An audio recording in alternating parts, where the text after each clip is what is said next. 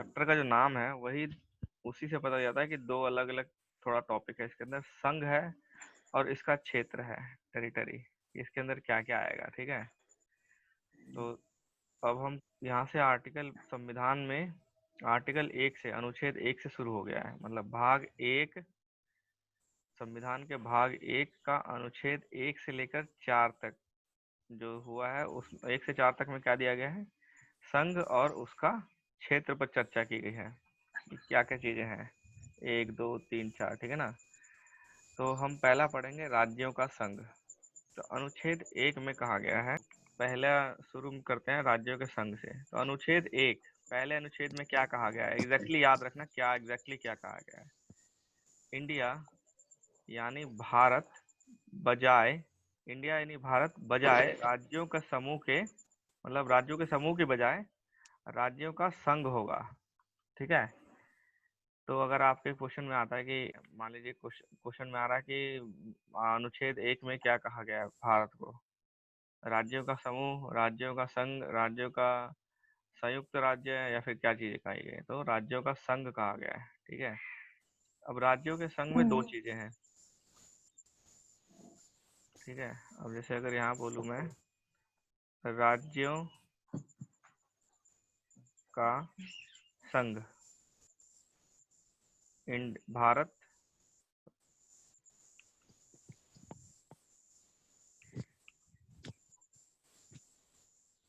India यानी भारत, ये दो चीजें बोली गई हैं इसमें। अनुच्छेद 1 में एक पहले ये बोला, फिर ये बोला है, यानी इंडिया यानी भारत वो राज्यों के समूह की बजाय राज्यों का संघ होगा। तो इसका मतलब क्या है, क्या वहां पे देश का नाम बता दिया गया है, इसे देश के नाम को डाला गया है, देश का नाम। तो ये चर्चा हो रही थी कि भाई नाम क्या रखें, शुरू में जब संविधान बन रहा था तो देश का नाम क्या रखें। तो कोई हिंदी वाला नाम रखना चाहता था, कोई इंग्लिश वाला मॉडर्न नाम, तो दोनों नाम रख दिए गए, ठीक है। देश का नाम क्या रखा गया, इंडिया यानी भारत, दोनों नाम रख दिए गए उसमें। उसके बाद वो राज्यों का संघ होगा। तो ये राज्यों का संघ का मतलब क्या हुआ कि आप जितने भी राज्य हैं, जो राज्य हैं देश के अंदर, वो मिलके एक संघ बनाएंगे, ठीक है। लिखा है दूसरा क्या है, राज्य पद्धति है कि राज्य पद्धति क्या रहेगी, राज्य पद्धति क्या रहेगी, ठीक है। राज पद्धति क्या रहेगी, कह सकते हो कि कैसा व्यवस्था चाहिए। हमने संघीय व्यवस्था को चुना है इसके अंदर, ठीक है ना। राज्यों का संघ होगा यानी संघीय व्यवस्था होगी।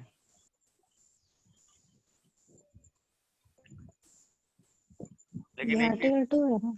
आर्टिकल 1 चल रहा है अभी तक, ठीक है। ये आर्टिकल 1 है, अनुच्छेद 1 चल रहा है, ठीक है। तो अनुच्छेद 1 में लिखा गया है, इंडिया यानी भारत राज्यों के समूह की बजाय राज्यों का संघ होगा।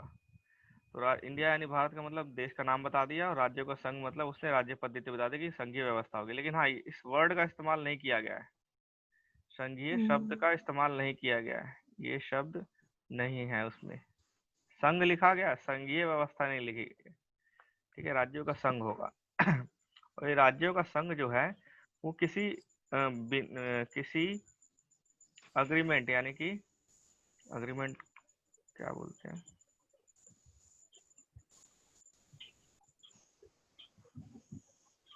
तो यहाँ पढ़ते हैं,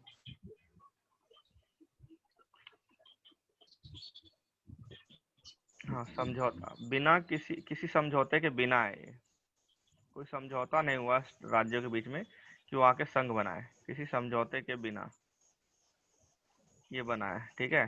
कोई समझौता नहीं हुआ है, इसीलिए राज्य जो हैं वो संघ को छोड़ नहीं सकते, संघ से अलग नहीं हो सकते अब, ठीक है।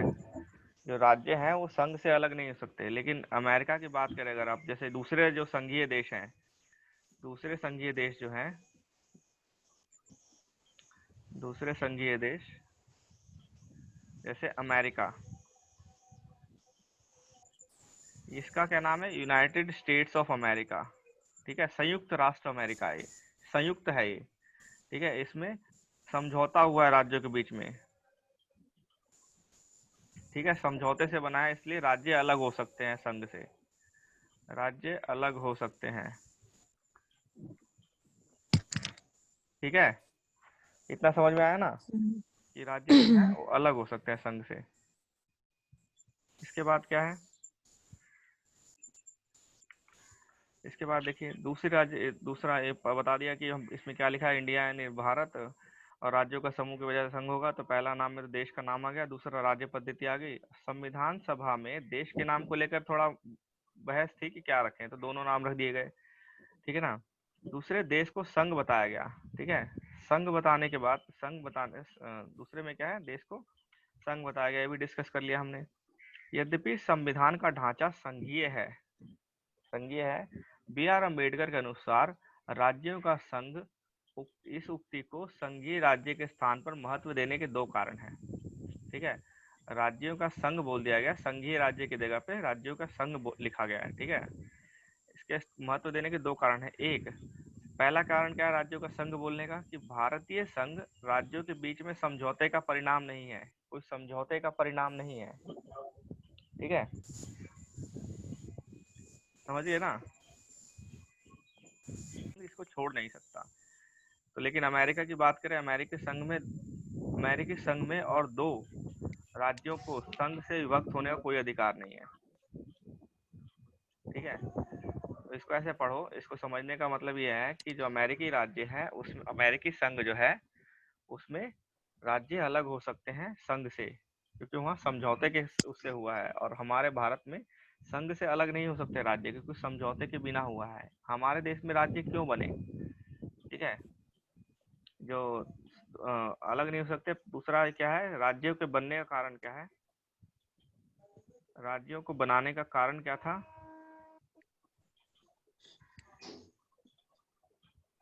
पूरी तरह से प्रशासनिक था, प्रशासनिक। ठीक है, प्रशासनिक सुविधा के लिए बनाया गया है राज्य को अलग अलग। ठीक है ना। तो इसका मतलब क्या है, अगर प्रशासनिक सुविधा से कल को जरूरत पड़ती है किसी राज्य को अलग करने की दूसरे राज्य से, या संघ, मतलब होता ना कि जैसे बिहार था, बिहार को क्या किया, प्रशासनिक सुविधा के लिए बिहार को झारखंड से अलग कर दिया गया। ठीक है ना। तो ये राज्य जो बने हैं, ये प्रशासनिक सुविधा के लिए बने हैं, किसी समझौते की वजह से नहीं बने हैं।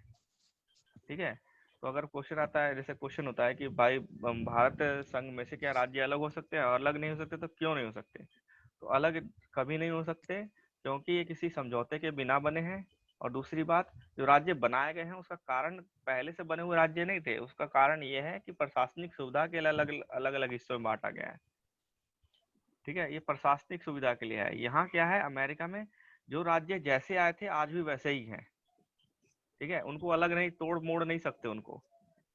ठीक है ना, क्योंकि वो अपने एग्रीमेंट के थ्रू आए हैं। एग्रीमेंट का मतलब अब वो ऐसे ही रहेंगे, जब अगर उनको अलग होना होगा तो अलग भी हो जाएंगे। लेकिन भारत में प्रशासनिक सुविधा के लिए राज्यों को बांटा गया है, चाहे भाषा के आधार पर उसको वो देना हो, या फिर चाहे नदियों के बॉर्डर के थ्रू बांटना हो उसको, या छोटा करना हो या बड़ा करना हो, या खनिज क्षेत्र को अलग करना हो, ऐसे कर कुछ भी हो, लेकिन ये सारे प्रशासनिक सुविधा के लिए हैं।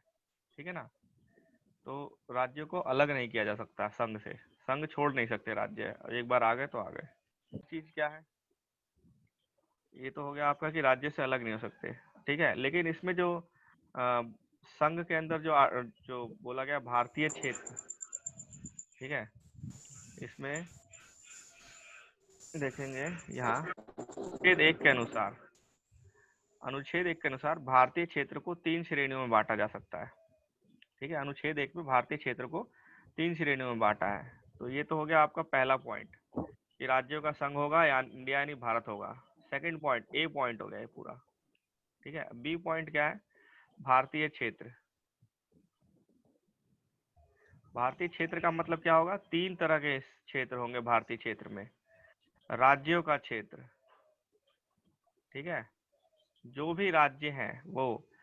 संघ का क्षेत्र, ठीक है, संघ का क्षेत्र मतलब जो डायरेक्ट संघ के अंदर आता है, केंद्रीय शासित प्रदेश। और तीसरा, वो जो भविष्य में आ सकते हैं, भविष्य में बनेंगे क्षेत्र, बन सकते हैं। ठीक है, वो क्षेत्र जो भविष्य में भारत अपना अधिग्रहित कर सकता है। ठीक है, तो भारतीय क्षेत्र का मतलब थोड़ा संघ क्षेत्र से ज्यादा बड़ा है। ठीक है, भारतीय क्षेत्र का मतलब थोड़ा विस्तृत है। भारतीय क्षेत्र में 3 तरह के क्षेत्र आएंगे, राज्यों का क्षेत्र, संघ का क्षेत्र और भविष्य में जो अधिग्रहित कर सकता है भारतीय सरकार। ठीक है, तो ये तीनों क्षेत्र आएंगे। भारतीय भविष्य में क्या है? भविष्य में अगर वो अधिग्रहित या बन सकते हैं राज्य, ये बन सकते हैं मतलब यहाँ से हटा दो तो यहाँ पे लिख सकते हो कि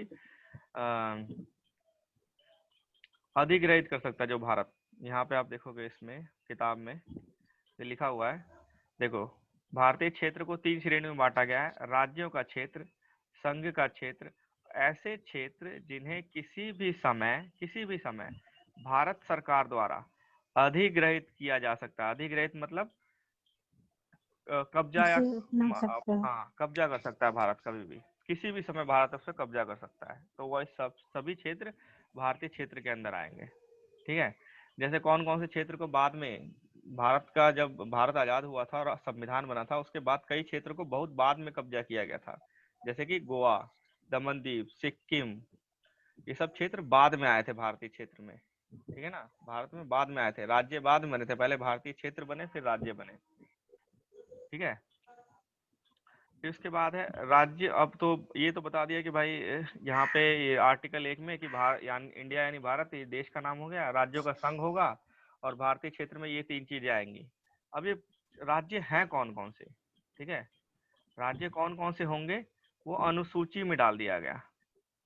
ठीक है, अब संविधान में राज्यों के नाम तो लिखने थे तो आर्टिकल में तो नहीं लिखे गए, तो अनुसूची 1 में लिख दिया गया। अनुसूची अलग से एक अनुसूची बना दी गई, उसमें राज्यों के नाम डाल दिए गए, राज्यों के नाम और केंद्र शासित के नाम, जो केंद्र शासित प्रदेश होंगे उसके नाम डाल दिए गए, जो संघ के अंदर होंगे। राज्यों के नाम डाले और केंद्र शासित प्रदेशों के नाम डाले। तो अभी टोटल कितने राज्य हैं? अभी फिलहाल 28 राज्य हैं और 8 केंद्र शासित प्रदेश हैं। ठीक है, 28 राज्य और 8 केंद्र शासित प्रदेश फिलहाल के लिए। ठीक है, जब तक है अभी, क्योंकि पिछले साल ही कश्मीर को, जम्मू कश्मीर को स्टेट से राज्य का दर्जा खत्म कर दिया गया और उसको 2 केंद्र शासित प्रदेशों में बांट दिया गया, कश्मीर, जम्मू कश्मीर और लद्दाख।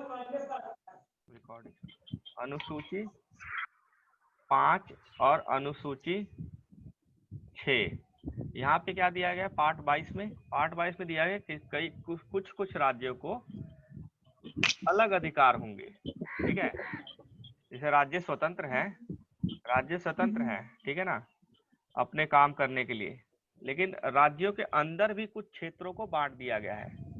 ठीक है, मेन ये डिस्कस करने का मामला क्या है अभी आर्टिकल 1 में क्यों डिस्कस कर रहे हैं? क्योंकि आर्टिकल 1 में हम पहले डिस्कस कर रहे हैं भारतीय क्षेत्र। भारतीय क्षेत्र को हमने 3 भागों में बांटा, राज्यों का क्षेत्र, संघ का क्षेत्र और जो भविष्य में बन सकते हैं राज्य वो। ठीक है, अब राज्यों के क्षेत्र की बात करते हैं। 28 राज्य हैं, राज्यों के क्षेत्र के अंदर कुछ ऐसे क्षेत्र हैं जहाँ पे प्रशासन थोड़ा अलग तरीके से चलता है। ठीक है, राज्यों के क्षेत्र के अंदर ही, राज्यों के क्षेत्र के अंदर ही कुछ क्षेत्र ऐसा है जिसमें प्रशासन अलग तरीके से चलता है। ठीक है, अलग है, थोड़ा अलग है। ठीक है ना, प्रशासनिक व्यवस्था थोड़ी अलग है, तो उन राज्यों को यहाँ डाल दिया गया है पार्ट 22 में, जैसे कि जम्मू कश्मीर, गुजरात, महाराष्ट्र, कई राज्य हैं। ठीक है ना, जम्मू कश्मीर मेन था उसके अंदर, बाकी क्या है महाराष्ट्र, गुजरात और क्या कहते हैं आपका अरुणाचल प्रदेश, ये सब राज्य हैं। लेकिन उसके बाद कुछ राज्यों को यहाँ डाला गया है जहाँ पे अनुसूचित जनजाति ज्यादा है ना, जिन जिन राज्यों में, उनको अनुसूची 5 में और 6 में डाल दिया गया और इनके अधिकार ज्यादा है, अलग, इनके अधिकार अलग है। ठीक है, इनके अधिकार अलग है क्योंकि यहाँ पे जनजातीय लोग हैं, तो यहाँ पे थोड़ा सा इनको ज्यादा अलग तरीके का अधिकार दिए गए ताकि अपनी संस्कृति की सुरक्षा कर सकें लोग। ठीक है, बाहरी हस्तक्षेप बहुत ज्यादा ना हो और अपनी संस्कृति को बचा सके, इसलिए इनको ज्यादा अधिकार दिए गए हैं। तो यहाँ पे कुछ राज्य हैं, यहाँ कुछ राज्य हैं, ये डिस्कस कर लेंगे हम। ठीक है ना, तो ये आपका आर्टिकल 1 हो गया पूरा। ठीक है, अरे तो जैसे रीड कर रहा हूँ मैं। राज्यों एवं संघ शासित राज्यों के नाम, उनके क्षेत्र विस्तार को संविधान की पहली अनुसूची में दर्शाया गया है। राज्य के नाम, संघ शासित क्षेत्रों के नाम और उनका क्षेत्र विस्तार कितना होगा उसको अनुसूची 1 में दर्शा दिया गया है। इस वक्त कितने हैं? 28 राज्य हैं और 8 केंद्र शासित प्रदेश हैं। ठीक है ना, ये नहीं है, अब 29 नहीं रहे। अब राज्यों के संदर्भ में बात करें, संविधान के उपबंध की व्यवस्था की गई है। संविधान के उपबंध की व्यवस्था सभी राज्यों पर होगी। ठीक है ना, जो भी संविधान का जो प्रावधान होगा वो सब पर लागू होगा, सभी राज्यों पर, लेकिन एक को छोड़ के उसमें थोड़े से प्रावधान अलग लागू होंगे। वह है जम्मू कश्मीर। पहले ये था, अब खत्म हो गया। तो सभी राज्यों पर अब समान रूप से लागू होंगे। ठीक है, उसके बाद मतलब समझी नहीं। जो प्रावधान संविधान के पूरे भारत में हर राज्य पर लागू होते थे, वो प्रावधान सारे के सारे जम्मू कश्मीर में लागू नहीं होते थे। जैसे भारत में प्रावधान क्या है ना, एक ही नागरिकता रहेगी, एकल नागरिकता। मतलब जो भी चाहे तुम बिहार में रहो, चाहे तुम महाराष्ट्र में रहो, तुम्हारी नागरिकता होगी भारत की नागरिकता। बिहार या झारखंड की नहीं होगी। नागरिकता होगी भारत की, इंडियन होगा तुम्हारा। जब तुम कोई फॉर्म भरते हो, कुछ भी भरते हो, तो नागरिकता का आता है ना कॉलम, उसमें इंडियन लिखते हैं हम लोग, उसमें इंडियन लिखा जाता है। लेकिन जम्मू कश्मीर में दोहरी नागरिकता है, थी, दोहरी नागरिकता थी। जम्मू कश्मीर कश्मीरी भी था नागरिकता में और इंडियन भी था नागरिकता में। दोहरी इसलिए बोला जा रहा है ना, क्योंकि वो इंडिया वाले भी चाहते थे, पाकिस्तान वाले भी नहीं चाहते नहीं थे। नहीं यार, नहीं नहीं तो नहीं, ये बात अलग हो गई। दोहरी हर एक नागरिकता टॉपिक ही बहुत मतलब, अलग हो जाएगी। दोहरी नागरिकता का मतलब हुआ कि वो रिकॉर्डिंग हटा लो। तो पता कैसे लगेगा। दोहरी नागरिकता का मतलब हुआ कि वो भारत के नागरिक तो हैं ही, प्लस राज्य ने भी उनको अपनी नागरिकता दे रखी है। कश्मीर की नागरिकता भी है उनके पास। तुम्हारे पास झारखंड की नागरिकता नहीं है ना, बिहार की नागरिकता नहीं है, तुम अपने नागरिकता कॉलम में झारखंड या बिहार नहीं लिख सकते ना, क्योंकि नागरिकता है नहीं झारखंड की। तो उनके पास दो नागरिकता थी। ठीक है, दो नागरिकता है, भारत की और कश्मीर की। ठीक है, दोहरी नागरिकता इसे कहते हैं, भारत की और कश्मीर की दोनों की नागरिकता है उनके पास। ठीक है ना, उनका जब वो जैसे वो इतिहास की बात है, बाद में करेंगे। हाँ, ये तो टॉपिक ही अलग हो जाएगी। बात कर रहे हैं, यद्यपि भाग 21 के अंतर्गत कुछ राज्यों के लिए विशेष उपबंध भी हैं। हालांकि भाग 21 में कुछ, जैसे मैंने बताया, कुछ राज्यों के जो कुछ क्षेत्र होते हैं उनमें कुछ अलग विशेष प्रावधान दिए जाने पड़ते थे उनको, क्योंकि उनका थोड़ा वहाँ पे लोगों का, समाज का अलग तरीके से रहन सहन था। ठीक है, तो उनको अलग प्रावधान दिए गए, थोड़े से ज्यादा अधिकार दे दिए गए। उनमें कौन से राष्ट्र शामिल हैं, सारे याद नहीं करने आपको, जब आप पढ़ोगे तो अपने आप याद हो जाएगा आर्टिकल में। महाराष्ट्र, गुजरात, नागालैंड, असम, मणिपुर, आंध्रा, तेलंगाना, सिक्किम, मिजोरम, अरुणाचल, गोवा, कर्नाटक, ये सारे राज्य हैं। तो सिर्फ ऐसा हो जाता है कि सिर्फ मतलब कि बोलते थे कि 370 के अंदर कश्मीर को अलग अधिकार क्यों दिए गए हैं, तो सिर्फ कश्मीर को नहीं थे, ये कई राज्यों को अधिकार दिए गए थे अलग अलग। लेकिन मुद्दा कश्मीर के लिए गर्म था तो कश्मीर पे ही बातचीत ज्यादा होती थी। तो अधिकार तो गुजरात में भी बहुत ज्यादा है, अलग से गुजरात को भी विशेष प्रावधान दिए गए हैं। ठीक है, इसके अतिरिक्त अब भाग 21 के अतिरिक्त और कहाँ भारतीय क्षेत्रों को अलग अलग उसमें दिखाया गया है, अनुसूची 5 में और अनुसूची 6 में। ठीक है, राज्य के भीतर ही जनजातीय क्षेत्र होंगे और उनके लिए प्रशासन के विशेष उपबंध होंगे।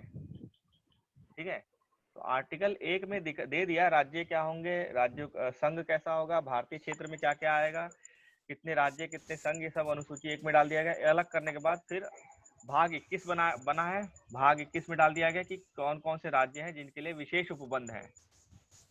ठीक है, फिर अनुसूची 5 है और अनुसूची 6 है, उनमें अलग अलग राज्यों के लिए अलग अलग उपबंध है। ठीक है, जनजातीय क्षेत्रों के लिए।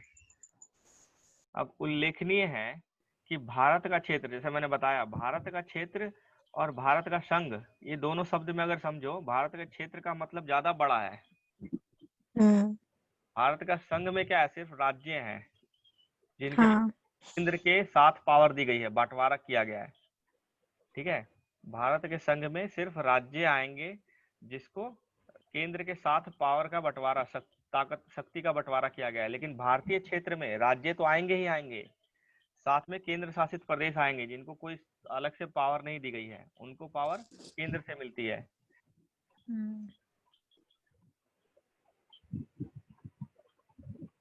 देखो,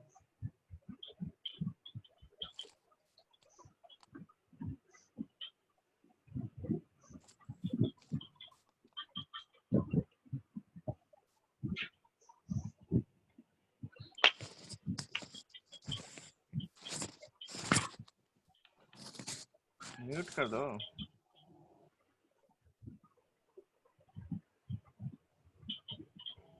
ठीक है,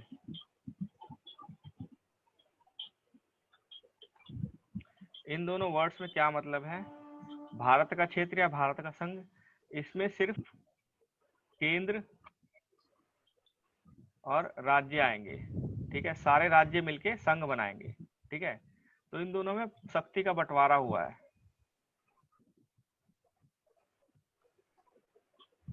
ठीक है, यहाँ पे क्या है, केंद्र तो रहेगा ही रहेगा, केंद्र तो हर जगह है। यहाँ पे फिर दो इसमें बांटा गया है, राज्य और भारतीय क्षेत्र में और क्या आएगा, केंद्र शासित प्रदेश, और क्या आएगा, जो भविष्य में अधिग्रहित हो सकता है। तो भविष्य की बात जहाँ करते हैं तो भविष्य में जो केंद्र वो तो है ही, ऑलरेडी है। हाँ, मुझे लगा उसी को मतलब अपनाएंगे तो फिर उसी को बोलते हैं भविष्य में, जो उसी को वही एरिया को। लेकिन अभी हमारे पास नहीं है ना वो। हाँ, तो इसी के बारे में बात करें ना। तो उसका जो जब कोई भी केंद्र, किसी भी ऐसा भविष्य में कोई भी राज्य क्षेत्र जो है, जिसको हम अपने अंदर ला रहे हैं भारत के अंदर, उसकी व्यवस्था क्या होगी तो हम अभी से डिसाइड नहीं कर सकते ना। क्या पता किसी राज्य में जोड़ दिया जाएगा, क्या पता उसको अलग बना दिया जाएगा केंद्र शासित, या क्या पता पूरा राज्य ही अलग बना दिया जाएगा। जैसे अगर मान मतलब वो लीजिए, जो बाहर से अधिग्रहण कर रहा है, मतलब कि आउट ऑफ इंडिया, मतलब दूसरे कंट्री से भी। हाँ, तो और क्या, 2014 में भारत और बांग्लादेश के बीच में समझौता हुआ था। ये भारत और बांग्लादेश का बॉर्डर है, मान लीजिए ये वाला, इधर भारत है, इधर बांग्लादेश है। ठीक है, तो यहाँ पे बांग्लादेश का कुछ हिस्सा, अगर मैं बांग्लादेश को रेड कलर से दिखाऊं, ये बांग्लादेश का हिस्सा है। ठीक है, पहले 2014 से पहले बांग्लादेश का हिस्सा भारत में था। कुछ ऐसा इस तरह से बंटवारा हुआ था कि बांग्लादेश का कुछ हिस्सा यहाँ रह गया था, मुस्लिम मेजोरिटी हिस्सा। ठीक है, और भारत का कुछ हिंदू मेजोरिटी हिस्सा जो था वो यहाँ चला गया था। ठीक है, यहाँ बहुत ज्यादा हिस्सा था भारत का। ठीक है, ये हिंदू मेजोरिटी था उस टाइम। भारत और बांग्लादेश का बंटवारा जो पाकिस्तान का हिंदू मुस्लिम पे हुआ था। ठीक है, तो कुछ मुस्लिम क्षेत्र जो बांग्लादेश में जाने चाहिए थे वो भारत में रह गए थे, क्योंकि उनकी ज्योग्राफिकल लोकेशन के हिसाब से। और हिंदू मेजोरिटी एरिया थोड़ा मोटा वो बांग्लादेश में रह गया था, लेकिन भारत के अंडर था वो। अब देखो, बांग्लादेश के अंदर ऐसा एरिया जो जो जिसका प्रशासन भारत चला रहा था 2014 तक, और भारत में कुछ ऐसा क्षेत्र था जिसका प्रशासन बांग्लादेश चला रही थी। ठीक है ना, तो अब इसमें बहुत डिस्प्यूट होता था। ठीक है, बीच में जो रास्ता है उस रास्ते पे कौन रखवाली करेगा, फलाना ढिमकाना, ये सब चीजें होती थी। बड़ा कॉम्प्लिकेटेड हो गया था, अजीब सा लगता था वहां पे उन लोगों को। हमने तो कभी सुना ही नहीं था, तो 2014 में सुनने को मिला था ये चीज। ठीक है, तो अब मान लो कि आप गया में रह रहे हो, गया के बगल में कोई ऐसा जगह है जो जिसपे पाकिस्तान का अधिकार है, तो कैसा लगेगा आपको? है ना, अजीब सा होगा ना वहाँ उसको पे। साइडिंग कर देंगे एग्रीमेंट करके। क्या हुआ, अब ये ज्यादा हिस्सा, ये ज्यादा था ये कम था, तो क्या हुआ, अग्रीमेंट हुआ और भारत ने ये क्षेत्र अधिग्रहित कर लिया। नहीं सॉरी, ये क्षेत्र अधिग्रहित कर लिया और इसको जाने दिया। ये क्षेत्र छोड़ दिया भारत ने। ठीक है, भारत ने इसे छोड़ दिया, बांग्लादेश को दे दिया और इसको अधिग्रहित कर लिया। अब ये अधिग्रहित हुआ, क्या होगा इसकी व्यवस्था, ये पहले कैसे डिसाइड कर लें कि राज्य बनेगा कि केंद्र शासित बनेगा या पश्चिम बंगाल के अंदर डाल दिया जाएगा। तो इसको तो पश्चिम बंगाल में डाल दिया गया, पश्चिम बंगाल में छोड़ दिया गया इसको, अलग से ना केंद्र शासित बनाया गया, क्योंकि छोटा सा हिस्सा था, 2-3 गांव थे, 2-3 गांव का क्षेत्र था। तो अलग से राज्य थोड़ी ना बनाएगा 2-3 गांव को, या अलग से केंद्र शासित नहीं बनाएगा, तो उसको राज्य में डाले। तो क्या व्यवस्था होगी पहले से नहीं पता, इसलिए ये वर्ड लिखा गया भारत में भविष्य में जिसको अधिग्रहित कर सके। ठीक है, तो भारत के संघ की बजाय भारत के क्षेत्र का जो अर्थ है वो बहुत व्यापक है। इसमें राज्य भी होंगे, केंद्र शासित भी होगा, और जो अधिग्रहित हो सकता है वो भी होगा, लेकिन संघ में सिर्फ राज्य होंगे। ठीक है ना, और इसमें सिर्फ यहाँ अधिकार का बंटवारा हुआ है शक्तियों का, इसमें कोई बंटवारा नहीं हुआ है। ये सब सीधा केंद्र के अंदर रहेगा, सिर्फ इन दोनों में शक्ति का बंटवारा हुआ है, जैसे यहाँ हुआ है। ठीक है, उल्लेखनीय है कि भारतीय के क्षेत्र का और भारत संघ का से ज्यादा व्यापक अर्थ समेटे हुए। भारत का क्षेत्र जो है ज्यादा व्यापक अर्थ है इसका, क्योंकि बाद वाले में सिर्फ राज्य शामिल है। बाद वाला है ना, इसमें सिर्फ राज्य हैं, जबकि पहले वाले में यानी भारतीय क्षेत्र में राज्य हैं, केंद्र शासित हैं, और वो क्षेत्र जो भविष्य में अधिग्रहित कर सकता है, वो तीनों है। ठीक है, उसके बाद क्या है, उसके बाद जैसे भारत ने कई क्षेत्रों को बाद में अधिग्रहित किया था, ठीक है ना। उसके बाद क्या है, संघीय व्यवस्था में राज्य इसके सदस्य हैं। संघीय व्यवस्था में राज्य जो है सदस्य हैं और केंद्र के साथ शक्तियों का बंटवारा करते हैं, ठीक है ना। केंद्र के साथ शक्तियों के बंटवारे में हिस्सेदार है राज्य। संघीय व्यवस्था में हमने बताया संघीय व्यवस्था क्या होती है, 2 स्तर की सरकार होती है, एनसीईआरटी पढ़े थे ना। संघीय व्यवस्था में 2 स्तर की सरकार होती है, केंद्र और राज्य, और दोनों में शक्तियों का बंटवारा होता है। बंटवारा होता है। ठीक है? हाँ, उसको दिया नहीं जाता कहीं से, यानी उसको क्या बोलते हैं उस वर्ड को, नियत नहीं किया जाता, बंटवारा किया जाता है। निहित ठीक है? निहित निहित नहीं किया जाता, हाँ। बंटवारा किया जाता है। फिर हाँ। दूसरी तरफ संघ शासित क्षेत्र और केंद्र द्वारा अधिग्रहित क्षेत्र है, जिसका केंद्र सीधा प्रशासन करता है। हमने पढ़ लिया है डायग्राम से, यहाँ पे हमने सारा चीज पढ़ लिया। अब देखें, म्यूट करो। एक संप्रभु राज्य होने के नाते भारत जो है अंतरराष्ट्रीय कानूनों के तहत विदेशी क्षेत्र का भी अधिग्रहण कर सकता है। खुद किसी के साथ एग्रीमेंट करके भी कर सकता है, जैसे बांग्लादेश के साथ एग्रीमेंट हुआ और अधिग्रहण कर लिया, और दूसरे देशों के साथ भी अंतरराष्ट्रीय कानूनों के तहत भी अधिग्रहण कर सकता है। जैसे किसके साथ हुआ, क्या क्या तरीके हैं अधिग्रहण करने के, स्थानांतरण मतलब संधि करके, जैसे बांग्लादेश के साथ संधि हुई, पुर्तगाल के साथ